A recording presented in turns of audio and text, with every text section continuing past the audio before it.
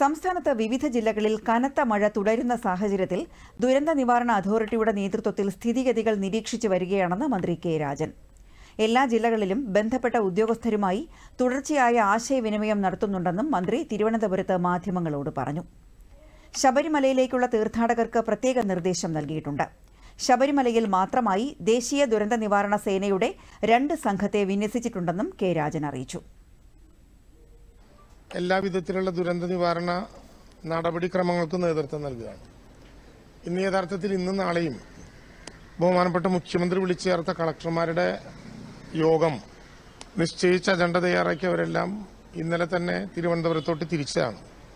എന്നാൽ ഇന്നലെ മുഖ്യമന്ത്രിയുമായി കൂടിയാലോചിച്ച് കളക്ടർമാരുടെ യോഗം തൽക്കാലം മാറ്റിവെക്കാനും അതത് ജില്ലകളിൽ ഇന്നലെ ലഭ്യമായിട്ടുള്ള അറിവുകളുടെ അടിസ്ഥാനത്തിൽ അതത് ജില്ലകളിൽ ദുരന്ത നിവാരണ പ്രവർത്തനങ്ങൾക്ക് നേതൃത്വം നൽകാനും നിശ്ചയിച്ചതിന്റെ അടിസ്ഥാനത്തിൽ അതത് ജില്ലകൾ കേന്ദ്രീകരിച്ചുകൊണ്ട് ജില്ലാ കളക്ടർമാരുടെയും ഉദ്യോഗസ്ഥന്മാരുടെയും നേതൃത്വത്തിൽ എല്ലാ വകുപ്പുകളെയും കൂട്ടിയോജിപ്പിച്ചുകൊണ്ടുള്ള പ്രവർത്തനങ്ങൾ നടന്നു വരികയാണ്.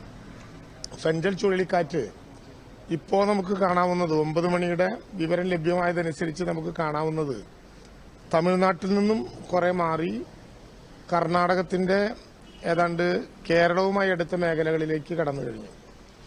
ഇന്ന് വൈകുന്നേരത്തോടുകൂടി കർണാടകത്തിന്റെ അതിർത്തിയിൽ നിന്ന് മംഗലാപുരത്തിലൂടെ കണ്ണൂർ, കാസർഗോഡ് ഉൾപ്പെടെയുള്ള വടക്കൻ കേരളത്തിന്റെ വഴിയിലൂടെ നാളെ ഏതാണ്ട് ഇതേ നേരമാകുമ്പോഴേക്കും അറബിക്കടലിലേക്ക് പോകും എന്നുള്ളതാണ് ഇപ്പോൾ കാണാൻ കഴിയുന്ന മുന്നറിയിപ്പുകൾ.